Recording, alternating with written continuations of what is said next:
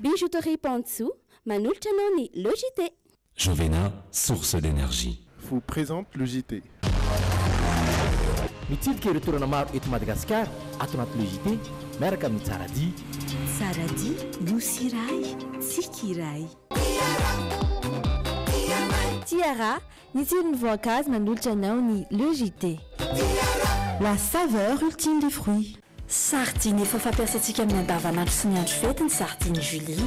Sardine Julie, ça vous donnera toujours envie. Les nouveaux snacks Cricos sont tellement délicieux. Cricos, manolotra anao ny Logité. un produit de Chine. Telma, safidiko numéro 1 malagasy manolotra ho anao.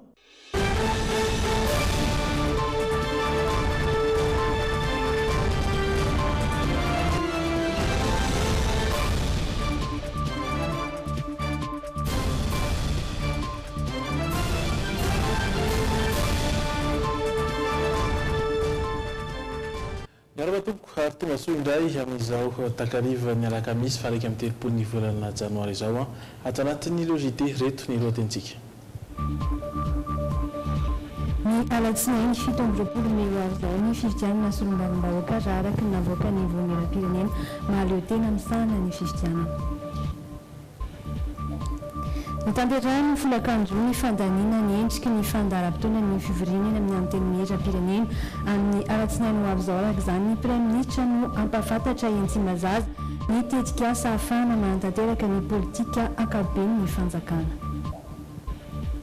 Jiolahatelo mikasana ny asa ratsy ny teny Andotabena Kandroany no tratry ny velam-pandriky ny mpitandro ny filaminana ka maty voatifitra ny iray tamin'izy ireo. Nandiso ny tsao ny hely mikasika ny alatra taova izay voalaza fa mahatonga ny zazavera ankehitriny ny onivo ny polisy-pirenena. Ho fisorohana ny fitohanana ny fiara eto Andrenivohitra dia maro ireo fepetra no raisy ny komina anisan'izany ny fanalana ireo mpivarotra eny amoron-dalana. Any ivelany dia tafiakatra 950 ireo olona manome ny vokatry ny fiotsahany ny tohadrano amina fitrandrana arenakibon'ny tany lehibe tany Brésil ny 20 Janoary lasa teo. Ankafaliana trano tompo-klasy tompoky vavy no hitsidiana ny tokantranonao ary dia asaina ianao hanaraka ny fampahalalam-baovao hatramin'ny farany. Araka ny zanam-pandarana ho aiza ny insolita ary ny hoy anao tsika anatin'ny tapany faharoa ndao hijery avy hatrany ny la une sy ny actu.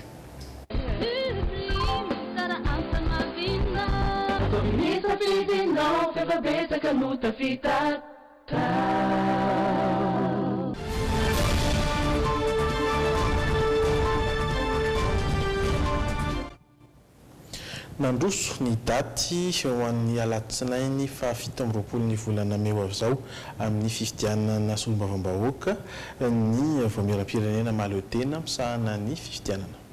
Sosikevitra naroson'izy ireo valy ny fangatahany gouvernemanta izany manodidina ny 5 tapitrisa ariary ny antobola ho an'ireo izay maniry ny rotsaka amin'izany. Mitatra amintsika ny Antsipiriany ny tsara ho fantatra mikasika ity fanambarany ny senitiary Andry Lalaina Andriamasy Anjarakotomorainy.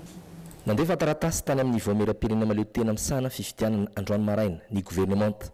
Nangataka ny sosikevitra izy ireo mahakasika ny daty tokony hanaovana fifidianana solombavam-bahoaka sy ny antobola ho an'ireo izay irotsaka ary ny antsapaka maritana ny filaharanao kandida ao anatin'ny bileta tokana. Ny voro avy hatrany ny mpikambany seni androany ka nolotra ireto sosikevitra manaraka ireto. Voalohany, ny datin'ny fifidianana solombavam-bahoaka dia aroson'ny seni ny sosikevitra ny anaovana izany ny alatsinainy fa 17 ny volana Mey 2024 sy 2 arivo.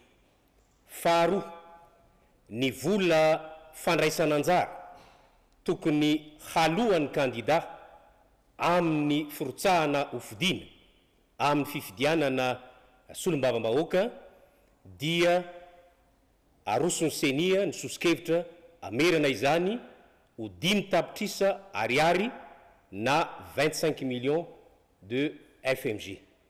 Ary ny teboka fahatelo dia ny fanaovana ny antsapaka amatarana ny laharana ho entin'ny kandida amin'ny fampelezan-kevitra sy ao anatin'ny bulletin tokana dia tapahana fa hatao any anivony ratsa mangaiky any senia eny amin'ny distrika na ny commission électorale de district.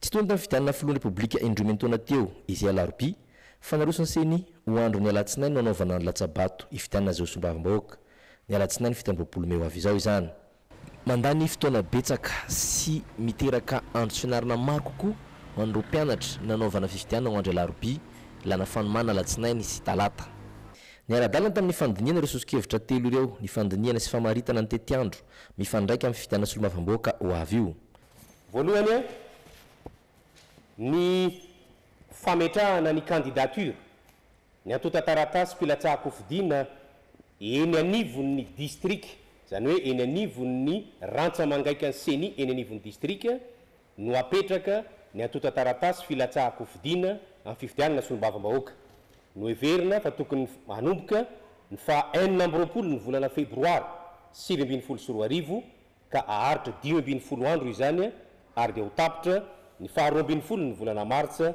2024 ny famaranana tanteraka ny lisy mpifidianana dia ny fa 15 ny volana me 2024 ny fanombohan'ny fampelezakevitra amin'ny fifidianana solombavam-bahoaka dia ny fa 9 ny volana me 2024 aharitra 12 andro zany ka ifarana ny fa 15 ny volana me 2024 ny andro ny latsabato amin'ny fifidianana solombavam-bahoaka kosa dia aroso ny senia ho ny alatsinainy fa 17 ny volana me 2024 manomboka amin'ny 9 ora maraina ka hatramin'ny 10 ora arivo ny eritreritry ny seni vinavina ny amoahana ny voka-pifidianana vonjomaika dia eritreretina ny fa 17 eritreretina ho ny fa 17 ny volana jiona 2024 malohana izany dia nanao antsoavo an'ny rehetra ny voameram-pirenena maleo tena amin'ny sahana fifidianana mba ho avy any anivon'ny fokotany hijery anarana izy ireo ao anaty lisy mpifidianana na koa isoratra anarana ho an'ireo izay voafeny 12 taona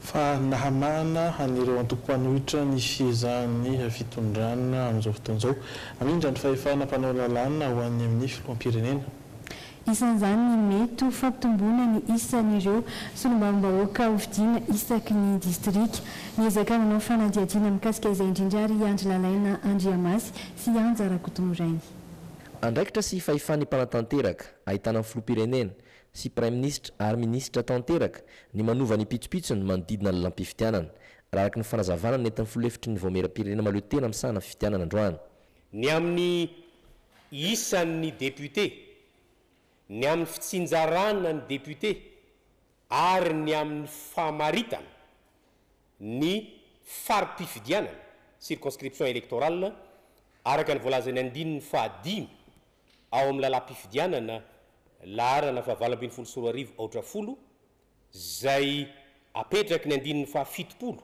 ao anatin'ny lalam-panorenana dia amin'ny alalany didim-panjakana raisiny eo anivon'ny flankevitry ny ministra no amaritra andreo zavatra telo ireo dia miandry zany tsika hoe ahoana no fanapa-kevitry ny flankevitry ny ministra momba azy ireo tsy manana fahefana anolotra sosikevitra ny amin'ireo zavatra telo ireo ny avy eto anivon'ny voameram-pirenena maleo tena misahana ny fifidiana etsankilany dia efa mahatsapa sady ny kajikajy politika izay kehitrehany antoko manoana fitondrana amin'izao fotoana ireo solombavam-bahoaka mpanohitra raha marina efa misy lalam-pifidianana amin'ny fidiana tato dia hojereny eo hoe ahoana ny lay fanatsarana matetika mantsy paikady politika ny fametrahana lalàna vaovao dia tsy maintsy hojerena hoe inona no mety hatsara ny firenena fa tsy hatsara ny atoko politika izatsy na izaroa iny hitako mety koa iny mety iny satria io tsisy kajy politika io satria efa iny ihany nanaovana teo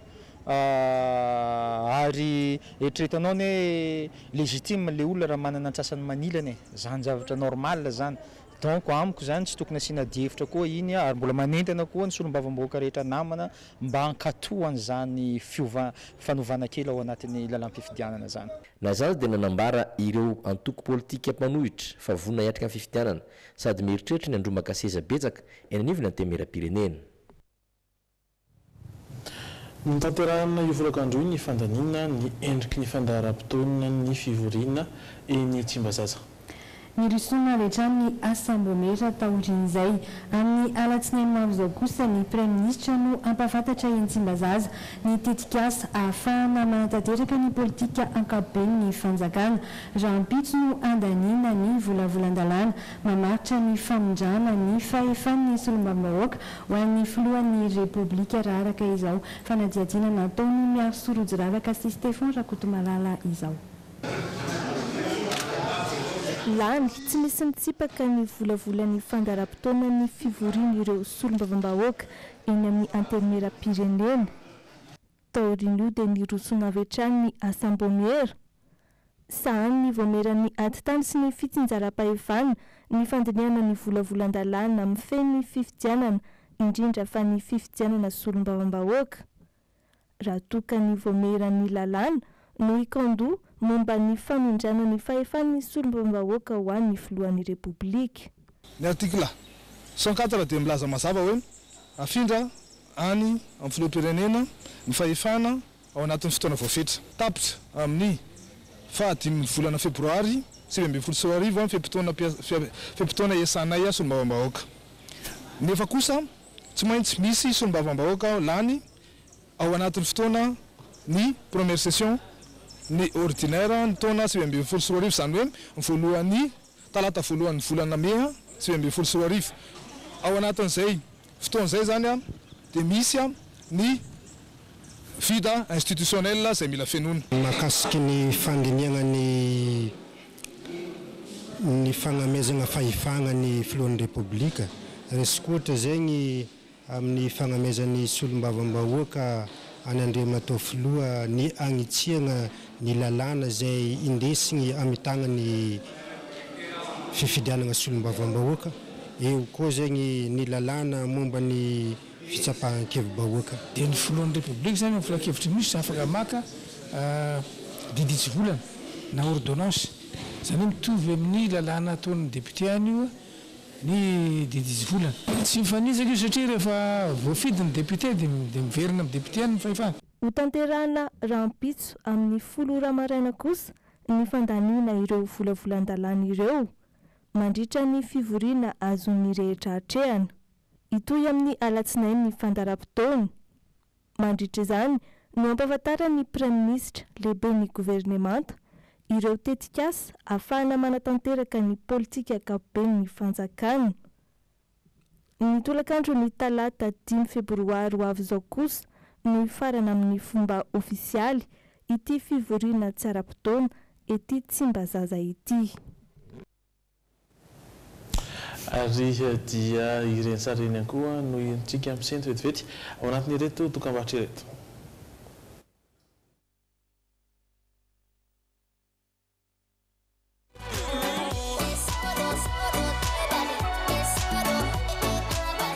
Tranga-piarahamonina no anohizantsika azy tsy olona telo nikasanao ny asa ratsiny teny Androtapena ka androany no tratry ny velam-pandriky ny mpitandro ny filaminana ka maty voatifitra ny iray tamin'izy ireo. Ny savorivory ny tena ny manodidina nandritra ny fifanenjehana Antony natafatsoka ireo sasany tamin'ireo olon-dratsy izay mbola andalam-pikarohana amin'izao fotoana izao. Nanome tokony mpitandro ny filaminana fa mitoy ny asa ary anao ny ezaka rehetra mongorana ireo mpanjika lalàna izy ireo fanampim-baovatra iarahana amin'ny Drasiel Anjarafeny sy Anjarakotonorainy.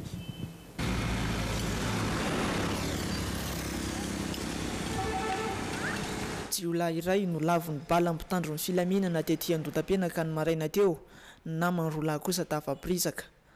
Mpikambana amin'ireo andia anjolahy pakakeriny sady mpandroba ity lehilahy ity izay efa nokaroy namam-bolana maro. Ny konikono nafakanan-keriny izy ireo androany. Efa nisy ny fampandrenesana mialoha voaray mpitandro ny filaminana ka natao mivelam-pandrika isam-borana ireo olon-dratsy. Ny mponina nanatry maso tetỳ atoerana ihany koa mbola nanamafy fa nikasa androba toeram-pivarotana iray tetỳ amin'ny manodidina ireto jolay ireto izao nifanehitra tamin'ny ampitandro ny filaminana izao. Tsy nisy nivoasambotra koatra ity raha ivoatifitra ity. Ka tamin'izay fotoana izay no nalavo ny anankiray tamin'ireo, ny anankiroa moa izany tafaporitsaka no ny antony rehefa nandeha ny fanenjehana dia maro ny olona miparitaka mitangorona mijery le action atao dia voatery tsy maintsy najanona ilay izy satria mba tsy hisiana dommage collatéraux hoe olona tsy manan-tsiny indray no maratra ao anatin'ilay na sahatry mivava mamony eny ao anatin'ilay fanenjehana dia tafaporitsaka tao anatin'io izany ny namany sasany izay ny tambasy. Ny orooro tanteraka ireo mponina tetỳ manodidina nandritry fifanjevony Jolasy sy ny zandary androany io. Misy amin'ireo tsy mahalala ny afina avy hatrany, nisy ihany koa ireo nanakatona ny toeram-pivarotany. Tena zavatra zava-doza satria ny ilay tomobile ny plaisir nitondra ilay polisy no mivoaka amin'ny varavarana zareo sady nanotifitra izany asika voa ilay tomobile mihitsy ary zay taty avelany.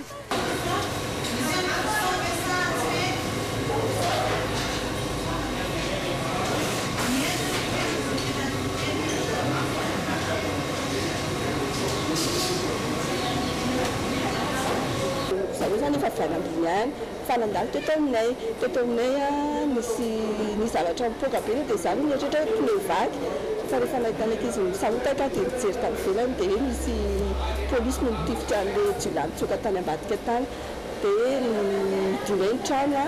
Mitoy ny fikarohana ireo jiolahy tafatsoaka nanamafy ny avy eo anivon'ny zandarmaria androany fa tsy andefitra amin'ireo mpandika lalàna fanetry be ny firenena ary nambara ny fahilaina ny fiaraha-miasa amin'ny rehetra. Andraikitra lehibe sahan'izy ireo no misambotra sy manasazy ireo manelingelina amin'ny filaminam-bahoaka raha anjara ny fitsarana kosa ny ady amin'ny eloka be vava.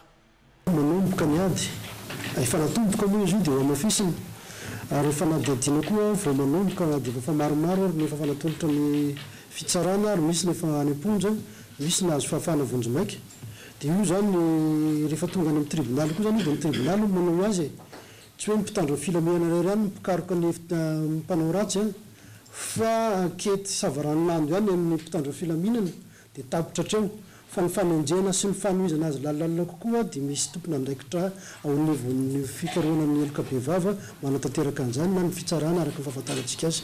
Raha tsy ahivina ny sesesy ny fanafihana tamin'ity volana janoary ity izay namozana in'olona sy naverezana lelavola tapitrisan'ny maro.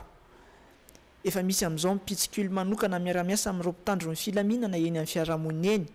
Tsy tokony hisalasala ihany koa ny rehetra izay manam-baovao ampandreny manam-pahefiana akaiky azy indrindra na iantso ny larana maitso ny zandarmaria.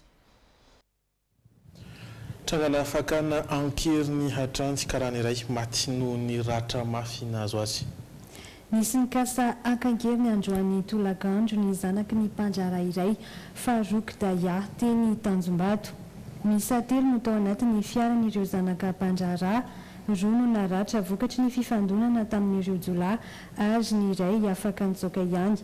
Ny iray kosa namony ainy Irfan Farouk Daya raha ny hitan'ireo nanatry maso dia nandeva bomba artisanal tao anatin'ny fiaran'ireo zanaka mpanjara ireo paka ankeriny. Nilaza kosa nefa ny teo anivon'ny CFOIM fa nisy ny fitifirana sy ny tsatokantsy fantatra izao arivo izao ihany koa fa efeny an-toerana manamarina ny tena zavanitranga teny ny mpitandro ny filaminana. Fa mikasika ny fifamoivoizana eto andrenivohitra ho fisorohana izay fitohanana izay indrindra dia maro ireo fepetra noraisin'ny commune.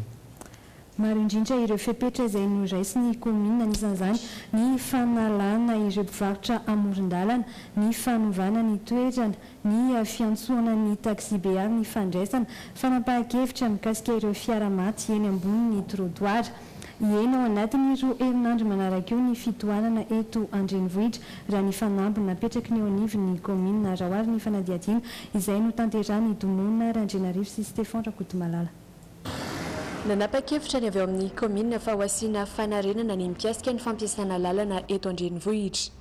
Isarak' izany ny fanafoanana ny aresa sasany na fanovana ireo toeram-pijanonana sasany. Ho amboarina ihany koa ireo arabe ho avily lalakafy ireo taxi be izay ahitana olana ny fifamoivoizany. Ny tena zava-dehibe tamin'izany dia ny fametrahana caméra de surveillance sy jiro telo maro loko.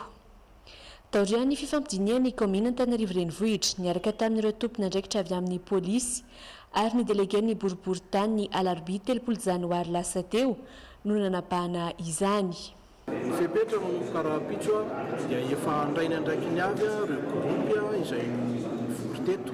Ao anatin'izany zany ny eto Analakely mandrapatonga ny Beorilika, ny Aksa Korondrano mandrapatonga ny alarobia sy Vandry dia misy koa ny Aksa eny boulevard d'Europe sy Tsaramasay. Andraisana fepetra ihany koa ireo fiara maty, ny fiarabe miditra amin'ny ora tsy tokony hidirany. Nanao fifampirarahana tamin'ny faritra ivelany Antananarivo ihany koa ny avy eo anivon'ny komina Antananarivo renivohitra. Ka tsy hisy intsony zany ireo fiarakodia mijanona eny ambony trottoir na varotra eny ambony trottoir na moto eny ambony trottoir fa manomboka raha-pitso marimarina kokoa manomboka amin'ny volana febroary dia ampiatra ny takedare izay. Tsy mbola voaresaka tao anatiny ity fampitam-baovao ity kosa nefa ny mikasika ny sarety sy ny posy izay tena manimba ny lalana. Tsikaritra kosa ny fiverenan'ny fiara-miasa eo amin'ny polisy nasionaly sy ny komina izay nitsahatra tamin'ny fitantanan'ny BDS. Fa iverenantsika ny tranga sosialy mikasika ny halajaza. Misy tokoa ny halajaza saingy tsy izay avokoa nefa no antony mahatonga ireo zaza very marobe miparitaka amin'ny tambazotra Facebook amin'izao fotoana izao raha ny tatitra nataon'ny polisy pirenena androany. Ankoatra io dia nandiso mihitsy ao miely mikasika ny halatra taova izay voalaza fa mahatonga ireo zazavery ankehitriny ihany koa izy ireo. Mba hanafainganana ny fikarohana ireo zaza tsy hita kosa dia nanao antsoava amin'ireo ray aman-dreny ampandrehatra ny mpitandro ny filaminana ny tompona andraikitra araka izao fanadihadiana nataony Sonia Andrenirina sy Tota Rajaonjato izao. Nanao toy ivaka natao ao ny filazana zazavery teto amin'ny tambazotra Facebook. Raha ny fanazavany lehibe ny sampandraramsana ny zaza tsy ampy-taona eo anivon'ny polisy pirenena dia antony maro no mahatonga ireo zazavery marobe amin'izao fotoana izao. Misy ny alajaza saingy tsy izay avokoa no antony. Isan'ny lohalarana mahatonga ireo zaza tsy hita ny fitsoahana ny ray aman-dreny na ny fugue. Eo ihany koa ny fanodikodinana zaza tsy ampy-taona ary farany herisetra mianjady amin'ireo ankizy ao an-tokantrano. Mandeha ihany koa ny feo ankehitriny fa halatra taova no mahamaro ireo zazavery amin'izao. Nandiso izany vaovao tsy marina izany ny tompona andraikitra. Mbola tsy nisy tranga mahakasika an'izay aloha teo mandeha miely aloha ny miely be mihitsy ny tsa hoe amin'ilay hoe resaka taova fa tsy mbola afaka confirmé tsy mbola afaka milaza zay eto hoe tena misy marina le halatra taova sa tsy misy fa tsy mbola afaka manamarina zazy. Nanararoatra nanao antsoavy tamin'ireo ray aman-dreny ny mpitandro filaminana mba ampandrehatrany azy ireo rehefa misy zazavery na tsy hita fa tsy ionona fotsiny amin'ny filazana amin'ny Facebook. Isan'ny io tsy aivo ny lehibe ny sampandraramsana ny cybercriminalité ihany koa androany fa voarara ny lalàna ary mahavoasazy ny filazana sy fampielezana vaovao tsy marina. Raha ny mikasika ilay ray mpianakaviana izay nisy nitoroka tao amin'ny Facebook fananolana ny zanany vavy, androany maraina ilay ray mpianakaviana no fantatra fa tonga nametraka fitoriana tetỳ amin'ny polisy manoloana izay fahafambaraka nahazo azy izay. Ny fahasalamana kosa indray raha ny antontanisa mbola hamananika ny eninalina eo ny olona mitondra ny tsy mikaretina VIH eto Madagasikara. Miafina sy tsy samyseho anefa ny antsasa-manila ny izy io no ny taotry ny fiarahamonina manova izay fomba fijery izay amin'izao fotoana izao ny fikambanana Save Madagasikara ary miezaka manatsara ny fandraisana an-tanana ireo olona miaina miaraka amin'ny VIH. Misy ireo olona ahitana ny tsy mikaretina efa nahita taratra ny fiovampiainana tamin'izany raha araka ity vaovao entiny Miora Mianjato sy Anja Rakotonorainy ity. Poltaona dia efa fantatra ity ranamana ity fa mitondra ny tsy mikaretina VIH izy. Nanomboka teo dia voailokilika ny fiarahamonina ary saika moa ifohy mihitsy ny tenany. Rehefa nandeha ny fotoana dia niezaka nanarinary saina tamin'ny fisotroana sy zavatra samihafa ny tenany. 17 taona ny lehilahy amin'izao fotoana. Dia ny fiainana taloha zany hafa mihitsy ny fiainana taloha voailokilika dia manana foana misotro toaka mamohy fo. Fa amin'izao zany efa ny vafoa sady manangom-po amin'Andriamanitra dia miova foa tsy manao toetra ratsy tsy anona intsony fa mandeha amin'ny fahamarinana lasa tsy mandeha mivarotena taloha mandeha Antaninarenina ohatra dia tsy manao an'izay toetra intsony amin'izao. Ilay faran'izay fotsiny zany no tsy mbola makasitraka anazy tsy tia anazy isika zao. Manilika izy zany tena hoe na sotrinanany na sakafo hohaniny tsy azo ampiarahana aminy ana dia ny rehetrarehetra dia samy tsisy mifampikitikidika ao anatin'ny tokantrano nefa izay iray trano dia tsy avelany mikitika ny zavany izy koa tsy mikitika ny zavatra. Amin'izao fotoana izao anefa niova tanteraka ny fiainan'ity lehilahy ity noho ny fanampiana nentiny ONG Save. Nefa no niditra eto Madagasikara Save zany dia nampianaro namako ireo mpiara-miasa aminareo mandamina amin'ny fiarahamonina sy ny fianakavia sy ny ray aman-dreniko. Fomba fisorohana sy fomba fijery hafa ny Save, fomba fiaina avy any États-Unis izy io ary nentina teto Madagasikara. Efa misy ny boky momba izany. Tsy fomba fotsiny anefa fa toe-tsaina nanana ihany koa. Isan'ireo nahita fiovana tamin'izany ihany koa i Falsoa. Ohatra zao teo aloha vao manana endrika tsy mitovy amin'ny fomba fitafika na inona na fiaingo le olona dia somary sahirana kely aminy ohatra hoe manao kavilila na manao volo eny dia tena sahirana mihitsy kanefa noho ny fatao tena ampianarinao mantsy dia hoe raiso amin'ny maizy azy ny olona tsirairay avy. Tanjona efa apetraky ny fikambanana rahateo ny fiovan'ny toe-tsaina hiatrehana ny ady amin'ny fanavakavahana ka anjary tontolo sy fiarahamonina mirindra kokoa no iainana.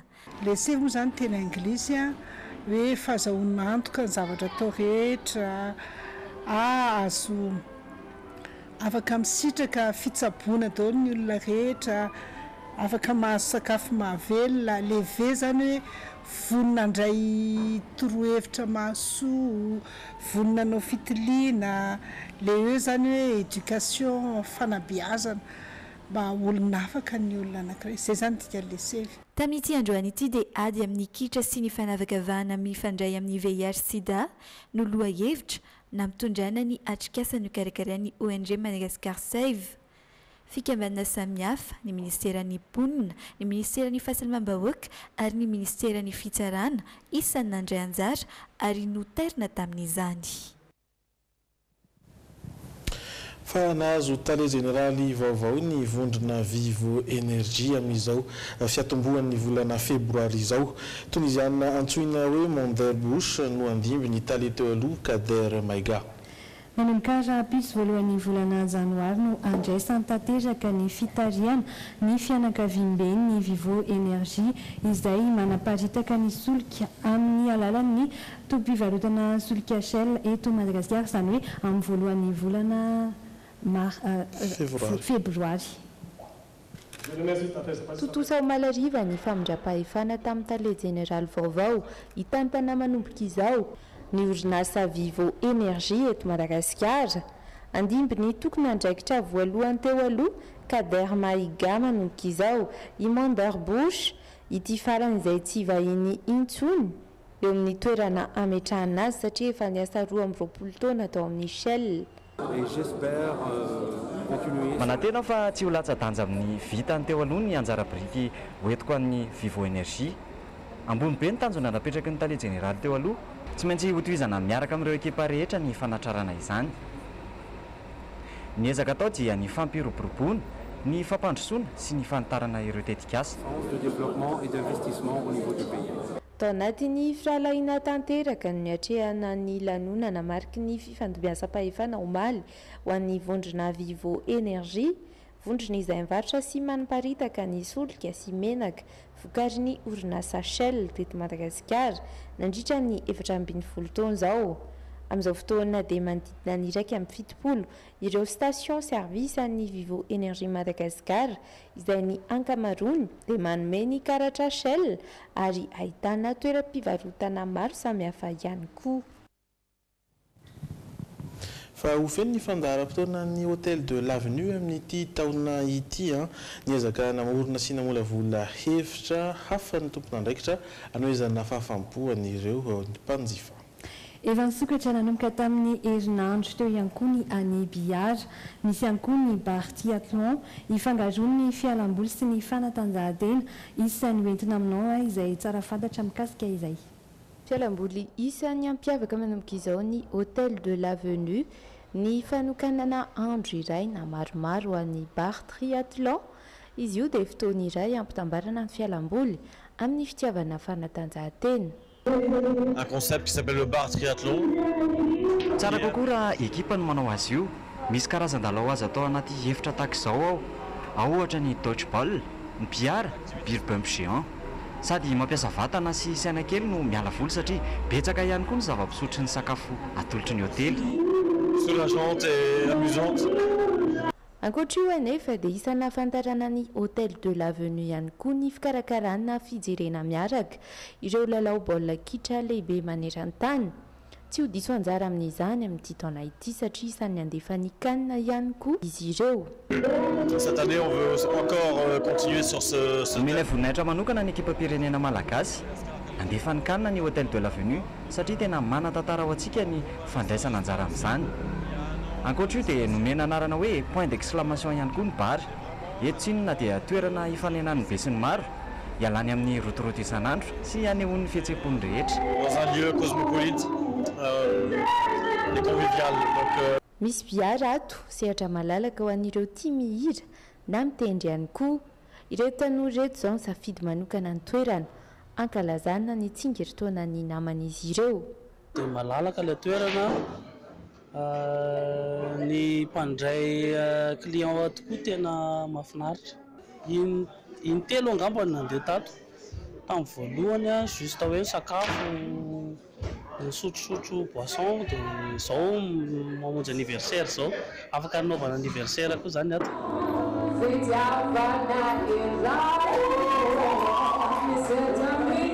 Centre ville be au lieu de hoe mbola andeha lavitra be amin'ny hoe alina ny atao ilay fety dia question sécurité dia hoe eto tsara indrindra dia tato koa hoe ohatrany hoe nofinofisiko efa ela be hoe tsy maintsy hira ato andray androany dia amin'ny anniversaire ako za tsy maintsy mihira dia natao tato afa-po koa satria za zao tsy nafantatra ny anina tamin'ny décoration tato dia vitan'zareo tsara ilay izy. Raha ny akaiky indrindra aloha dia hikarakara seho-antsehatra ny hôtel de l'avenue amin'ny 8 sy 6 febroary ho avy izao. Andray ny bar triathlon manaraka ihany koa ny toerana ny 13 febroary izao izay anasana ireo mpifety sy mpitia fifaninanana rehetra ihany koa. Amin'ny maresaka ny ivelany any Brésil dia tafiakatra 9:30 ireo olona namoiny ainy vokatry ny fiotsahan'ny tondradrano tohadrano azafady amina fitrandrahana harenan-kibon'ny tany lehibe tao Brésil ny 15 ny volana janoary lasa teo mbola mitohy ny fikarohana ireo olona anjatony mahery izay tsy hita popoka. Depuis samedi, aucun survivant. Enina andro taty aoriany ny otsahan'ny tohadrano iray lehibe tao atsimo atsinanan'ny Brésil. Olona 15 no hita faty androany. Tafiakatra 9:30 araka izany ireo namony ainy raha ny salany safarany hatreto. Mahery ny 300 kosa ireo mbola karohana raha ny fanazavana izy ireo izay tototry ny ranopotaka tamin'io andro. Anisan'ireo tonga nanavitra ny anabaviny teto amin'ity toerana ity Jeffron Ferreira trangan-zavatra mafy indrindra tamin'ny fiainany ny sehony izy malasa teo ino izy. Notsofin'ny rivotra ny satroko tamin'ny fotoana io, tototry ny fotaka ny tarehiko sy ny an'ny anabaviko. Nisitona anay ny mpanamory ilay angidimby, nanansarotra ny nanavitra anay saingy velonaina ihany ny anabaviko. Mba ahafahana mahita aingana ireo tototry ny tany dia nampitomboana isa ireo olona ao amin'ny sampana mpamonjy voana. Miantso ny tompon'andraikitra ao Brésil ny mponina mba handraisana fepetra hanatsarana ny fitrandrahana harenan-kibon'ny tany ao atsimo atsinana ny Brésil. Même si, 6 jours après la catastrophe minière dans le sud-est du Brésil. Any ivelany hatrany dia mizara roa ny firian-kevitra ao Venezuela. Mizara tahaka izay ihany koa ny fianakaviam-be iraisam-pirenena nidina andalam-be ireo mpanohatra mantsy omaly. Ny fanindry tamin'izay ihany koa dia nanao fanambarana tamina fahitalavitra iray russe i Nicolas Maduro ny amin'ny fitazomany heviny samy milaza fa hanao fihetsiketsehana ny rotota amin'ny sabotsy ho avy izao. mbola mitoetra ny fihetsiketsehana mitaky ny fialany Nicolas Maduro Venezuela nidina andalambe indray omaly i Juan Guaido sy ireo mpanohana azy manaiky ny tafika izy ireo ny anatevin-daharana ny tolon'izy ireo nanao lahatelo saorina ny filoha frantsay sy ny vondrona iraisam-pirenena manohana azy i Juan Guaido nandritra izany. Maranisika rehefa nahazo ny fanohanan'ireo firenena matanjaka vahiny nasana mibaribary ireo endrika tsy fanajana ny zon'olombelona sy ny kolikoly manjaka eto Venezuela mila tsara izany ary ametraka gouvernemanta tetezamity isika ary anomana fifidianana malalaka. Manambara ity filohan'ny parlemanta ity fa afaka mampiala ny Nicolas Maduro araka ny voalazany lalam-pandrenana. Laza ihany koa izy fa araka izay ny lalana izany ihany no ahafahany mandray ny fitondrana. Etsy ankilany omaly nandritra ny fihetsiketsehan'ireo mpanohatra dia nanao fanambarana tamina fahitalavitra russe i Nicolas Maduro nisaotra ireo mpanohana azy ihany koa ity farany. Tout le soutien russe. Raisina antanandroa avokoa ny fanampiana ataon'ny Rosianina nangataka tamin'ny filoha Vladimir Poutine ao ny mba hisiny ny fifanarahana maharitra hatrany. Mpanao gazety frantsay roa zao no nosamborina fa mampiely ny fihetsiketsehana ataon'ireo mpitarika sosialista. Mizara roa ny fianakaviam-be iraisam-pirenena amin'ity raharaha venezueliana ity. No mafisiny Nicolas Maduro ny fandavany sy ny fifidianana mialon'ny fotoana manambaratra izy fa izy no lanim-bahoaka tamin'ny taondasa samy maminavina ny anao fihetsiketsehana ny andany sy ny ankilany amin'ny sabotsy ho avy izao. Anaraka dokam-barotra isika fa mialohan'izay dia ireto no arosarao anatin'ny tapany faharoa. Ireo romansary fandimby etsy amin'ny plaza ny fampahafantarana misy kokoa ny fanovozan-kevitra momba ny kanto na ny kirama anisany hoaranao zany ao anatin'ny zanam-pandaharana maiza. Ao anatin'ny ianao misokatra omaly ny fitoam-pivoriana tsy ara-potoana izay aharitra 7 andro lazahatra anarana député malagasy telo izay fantatra ao aranao mivalin'izay ao anatin'ny ianao. Sylvain lehilahy mpampianatra iray ny safidy ny anisy tatouage ny vatany manontolo no entina aminao kosa ao anatin'ny hafakely. Irendray no anasananao anatin'izay tapany faharoa izay aza misaraka aminay ao rindry totoka-mbarotra vitsy ireto.